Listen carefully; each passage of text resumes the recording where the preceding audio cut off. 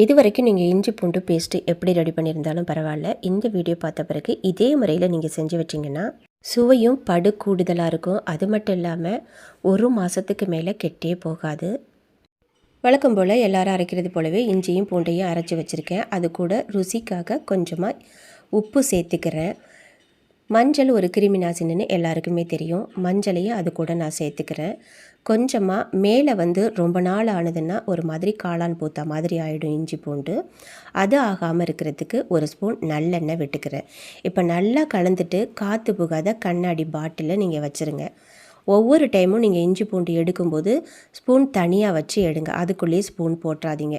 இந்த மாதிரி ரெடி பண்ணி நீங்கள் ஃப்ரிட்ஜில் வச்சுட்டிங்கன்னா ஒரு மாதத்துக்கு மேலே வரைக்கும் நீங்கள் வச்சு யூஸ் பண்ணிக்கலாம். கெட்டே போகாது, பேட் ஸ்மெல் எதுவுமே வராது. ரொம்ப கூடுதலான சுவையோடு இருக்கும். இது வரைக்கும் நீங்கள் இப்படி செஞ்சுருக்கவே மாட்டீங்க. கண்டிப்பாக இதே போல் ட்ரை